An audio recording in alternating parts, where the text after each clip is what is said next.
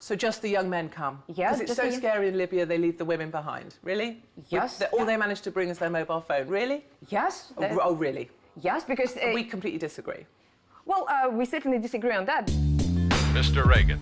This is a reaction video to an interview of Katie Hopkins on a show called Worlds Apart on RT, which is government-controlled Russian news network. The interviewer seemed to be shockingly anti-Putin. She seemed quite leftist, although she was more respectful than a lot of interviewers that I've seen recently doing interviews of conservatives. Now, you're a pretty controversial person in your own country. Many people consider you purposefully offensive. Are you being purposefully spiteful? Are you saying all those things as a contrarian? The interview begins with an accusation, a typical accusation. She accuses Katie Hopkins of being provocative, which I think is a fair accusation, and I don't think Katie Hopkins would deny this. The interviewer actually asks Katie Hopkins, she says, what do you think of being considered provocative? What do you think of this idea that I'm labeling you as this thing? What do you think of my labeling you in this way? And this is incredibly respectful. I love that she does this. 1,000 times more professional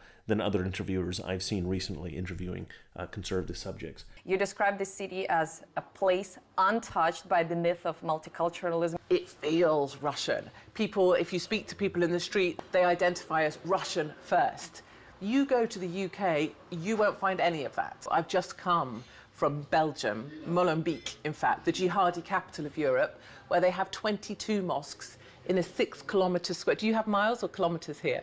Kilometres. Yeah, 6-kilometre squared area, 22 mosques. So it's very different for me where I live in terms of our multiculturalism, which is much more about monocultures who live in ghettos and don't rub shoulders. It's a very different definition to the one that you might understand. I love this point.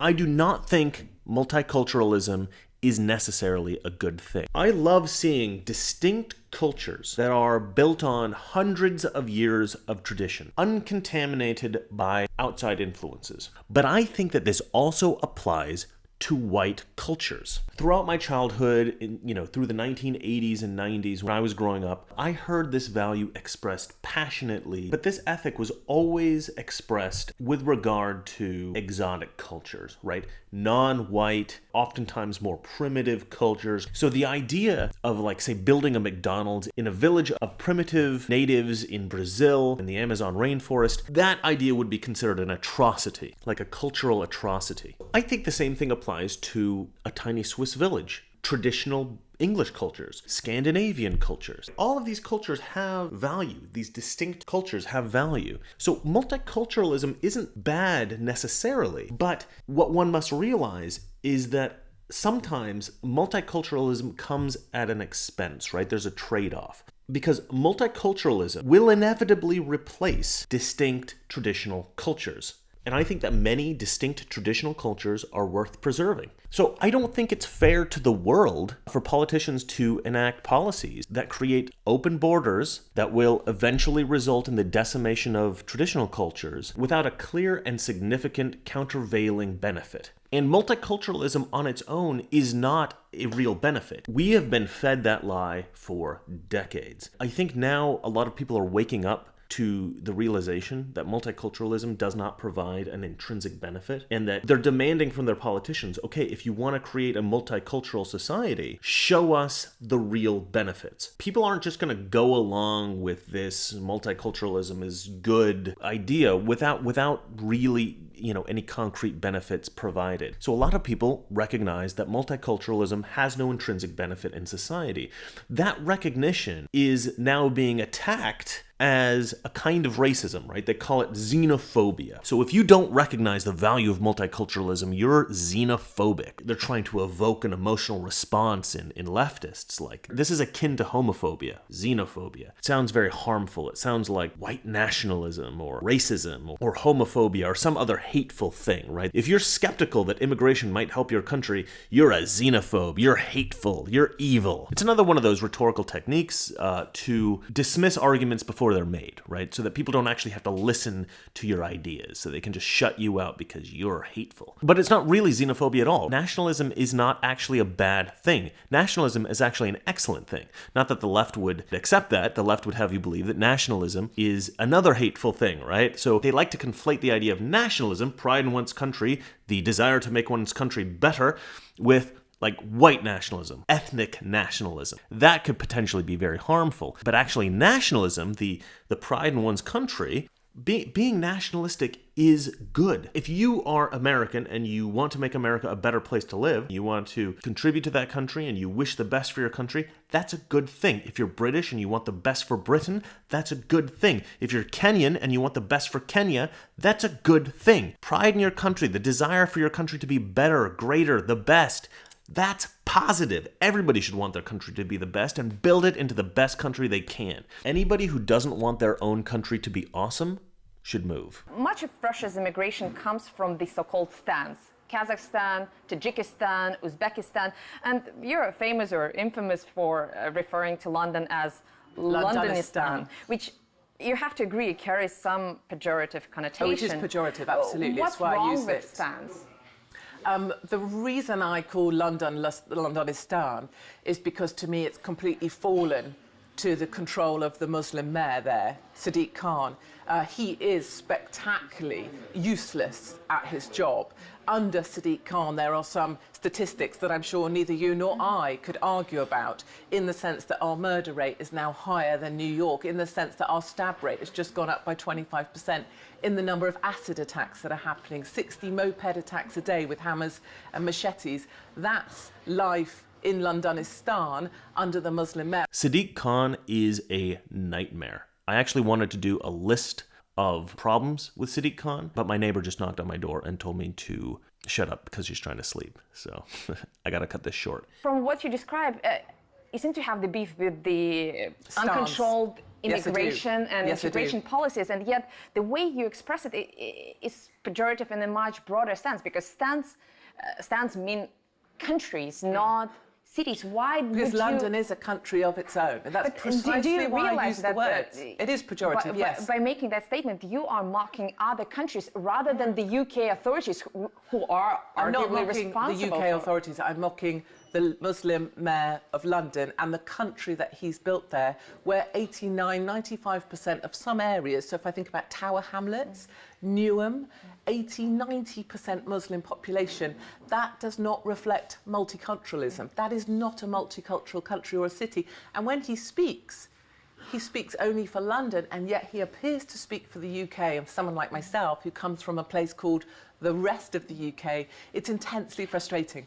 I think you do understand that when you refer to Londonistan, people may draw conclusions about yourself without hearing your argument first, because I think that this point that you've been making about imported monocultures that exist in isolation, this is a very valid and under-discussed point in my view. Agreed.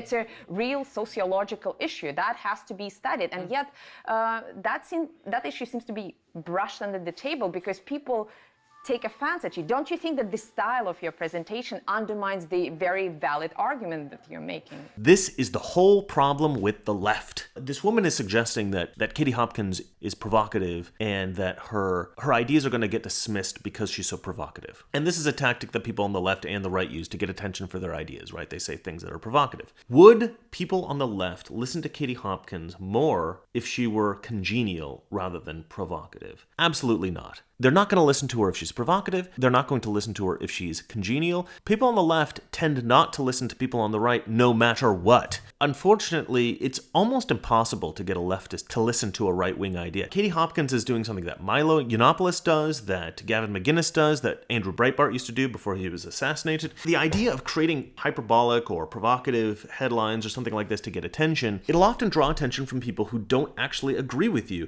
And the reason is because there is a kind of a phenomenon. I don't know what the word for it would be in psychology. I'm not a psychologist. It's like the same reason we will watch Dr. Phil. There's all these people with these like completely messed up problems. They go on Dr. Phil, they're kind of exploited, right? We're sort of voyeuristically watching these messed up people. Why do we do that? We don't really enjoy watching them in the same way we enjoy looking at a beautiful painting. I mean, it's not like a lovely thing to add to your, it doesn't benefit your life to watch these horrible people, but we like to do it. Why is it? Why do we have a fascination with things that disgust us in a way? I don't know. I honestly don't know. In some ways, I think it's because, my life sucks, but at least it's not that bad. But also, there is just something that's somewhat enjoyable about watching something that is freakishly weird. And, there was this movie in the 30s called Freaks, and it was one of the most popular movies in history at the time. And it was all about circus freaks, it was a lot of the Barnum and Bailey people. And we just like to watch things that are weirdly gross or disturbing. Some people watch horror movies. There were these shows about hoarders a few years back, and those were quite popular for a while. I like to watch or listen to a lot of political stuff that I disagree with. It doesn't make me feel good. It actually makes me sad for the world. But somehow dwelling in that negative feeling is somewhat enjoyable, and I can't really explain why. I don't know, maybe some kind of masochistic thing. I don't know. So creating a title that's provocative, that draws people in because they want to see the train wreck that is about to ensue, is actually a really smart idea. I named one of my videos, White People Are the Least Racist People in the World. First of all, I actually think that's true. But secondly, I did think that people would read that and think, I disagree with that. I'm going to watch this and see how much I hate this person. Sort of dwell in that hateful feeling. But the reality is, the video wasn't super controversial. I mean, I think a lot of the things that I said in that video were indisputable. And in fact, one person who watched the video said, look, I think I have a comment somewhere. She said something like, I want to disagree with everything in this video, but it's hard because you make a lot of sense. I agree with a lot of things in this video. And then she went on to talk about things that she maybe wanted to add to the conversation that were valid things to say, historical injustices and stuff like this. And I, had a little bit of a debate with her on the channel in the comments section. And it was, but I think it was relatively productive. I think I accomplished to some degree what I wanted to accomplish, was to bring in somebody who thought they were going to completely disagree with me, but maybe planted a seed of influence into their mind to think, maybe they're right about this. It sounds really provocative, but maybe it's true. And that, I think, is the point of creating provocative headlines, but then writing an article with not only a seed of truth in it, but really profound truths. I don't think my platform is big enough to really make a huge impact on society, but I hope it makes some kind of an impact. And I hope in the future I get more viewers and more people do watch that video and other videos like it, and I can make a greater impact on society. So I'll keep trying to make videos with provocative headlines, but that have some sensible rhetoric within them. So I think that Katie Hopkins is really smart to be provocative. I mean, she probably wouldn't have ever gotten that interview if she hadn't been provocative. So the woman asking her, should you be provocative, is asking a fairly disingenuous question. She's invited a provocative person onto her show to interview. So clearly being provocative has been effective for Katie Hopkins. The Aquarius, with, I think it's 632, it could be 932, I apologise for not knowing. Let's say 632 migrants on board. It has nowhere to dock. Italy just said, no, we won't have you. Tell me, what would you do about that? If you broke it, you own it. It was in part Western and primarily UK policy that created the mess in Libya. And if you created that mess in those neighborhoods, you should expect certain repercussions for yourself. So what? So what port should take them? Which port? Well, Italy won't. Well, Malta said no. You guys have to chip in as well. But that's no solution. If you broke it, you own it? If you broke it, you own it. What? Okay, Western governments haven't really broken any countries. The reality is we've gone into other countries. Our governments have sent our military into other countries. We have enacted trade embargoes on other countries. We've made all kinds of political deals. We've gone to war. We've done some things that have hurt other countries, for sure. But what was the intent of our governments? What was the intent of the West going into those countries? We didn't go in intending to break anything. We went in to try to create stability. That tends to be what the West tries to do in other countries. Even going back to colonial times, a lot of people will say, oh, these colonists were horrible. They mistreated the natives and were exploitive and all these kinds of things. But oftentimes, the colonists would create infrastructure, create schools, create governments that were far more sophisticated than any of the governments that had existed before. You have these primitive people who have an existence that is basically subsistence level. You would bring them into a a much more sophisticated Western world. You can debate whether or not the general population was happier before or after colonization. What's difficult to argue is that the intent of the Western governments was to make those countries worse. I don't think that's ever the intent. The vast majority of countries that the West tries to intervene in are having serious problems before Western governments intervene. So those countries are damaging themselves. So the question is not what did the Western governments do to those countries? It's what was the result of the Western intervention, and was the result worse than what would have happened had the West not intervened? And the reality is we'll never really know. But that question needs to be asked before any Western government tries to make amends for any negative effects that Western government had on those other countries. And I would propose that, left to their own devices, a lot of these countries would be far worse off than they are today with the Western intervention. There might have been horrible atrocities that would have been committed had the West not intervened in some cases. Say I go into an antique store, and the shop owner goes around with a broom and starts knocking down antiques from the shelves, and they start falling on the floor and shattering. And I realize this is a horrible thing to happen. So I go around trying to catch every antique before it shatters. And I miss a couple, and I fumble a few, and I knock into another antique and break that one whilst I'm trying to catch this one. Well, by the end of the day, should I go around paying for all the antiques that were destroyed? Or should I just be happy that I protected some of them, and some of them didn't break as much as maybe they would have had I not intervened and tried to catch them? The reality is I was trying to do something good. Just because the West doesn't make every single country it tries to protect or involve itself with, just because it doesn't make every single one of those countries into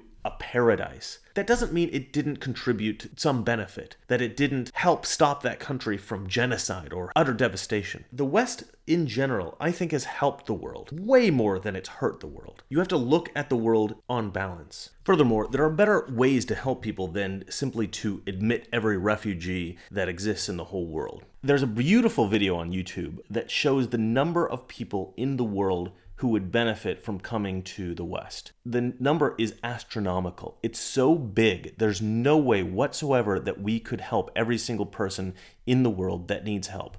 Last year, when we took 1 million immigrants, these countries added, births over deaths, 80 million more people into the impoverished populations.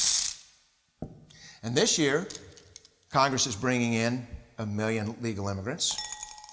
And this year, according to the United Nations, these countries are expected to add another 80 million people. And next year, you can be quite sure that Congress, unless stopped by the American voters, will bring in another 1 million immigrants. And these countries, unfortunately, will be adding another 80 million people into these impoverished nations. We could take 5 million a year. But we'd never get ahead of what's happening in these countries. Not in this century. Don't you see? Immigration can never be an effective or significant way to deal with the suffering people of the world. They have to be helped where they live. 99.9% of them will never be able to immigrate to a rich country. There's no hope for that. They have to bloom where they're planted. The only place that 99.9% of these people can be helped is where they live. Let's help them there. So there are better solutions than just to invite everybody over. Why do they leave their women and children behind? If it's so terrifying, tell me that. Look, answer my question. Well, because first of all, many of them are not married. Most of the people who migrate into Europe are... So just the young men come? Yes. Because it's so scary in Libya, they leave the women behind. Really? Yes. All they manage to bring is their mobile phone. Really? Yes. Oh, really? Yes, because... We completely disagree. Well, we certainly disagree on that. I love this. I love seeing the interviewer stumped. This is a beautiful moment. I've often suggested a solution to the immigration problem. If we want to feel good about ourselves, if we want to feel like we're bringing people over, but we still want to remain safe and we want to limit the number of people that are coming into our country, only permit women to immigrate. I know that sounds crazy. I know people will think it's crazy, but I think it's brilliant. And I'm not just talking about adult women. I mean, of the children as well, only let little girls in. Little girls and adult women are the only immigrants we will permit to come into our country using refugee status. You can come into our country if you are like a world-famous doctor or something like that, somebody who will contribute significantly to our country. But you can also come to our country if you're a refugee, but only if you're a woman or a girl. If you're a boy or a man, we don't let you in. That's my solution. It would eliminate all sexual crimes, most violent crimes. There would be very little risk of terrorism. It's a solid solution. Look, if we eliminated immigration as a solution to solving problems with oppression or problems with people being in danger in their own country, if we eliminated refugee status as an option, it would force the politicians of the world to conceive of better solutions. And there are better solutions. There's way better solutions, right? We would invest time, we would invest money into those solutions, and we would help out the people in those countries in a much better way. If we just eliminate the option, we're forcing ourselves to think, and that's important. I know that you are very concerned about the Tommy Robinson case, a very swift sentencing and jailing of a person for the reporting on a politically sensitive case in defiance of a court order. And Majority Pakistani Muslim. From what I know, the British system has a long tradition of legal precedent. Do you fear that you yourself, with the views that you hold, may find yourself in a similar legal situation? I imagine I probably am top of the list now for being imprisoned for my views. And what concerns me about Tommy Robinson, people will say, well, he was contempt of court, he shouldn't have been reporting now. I understand all that.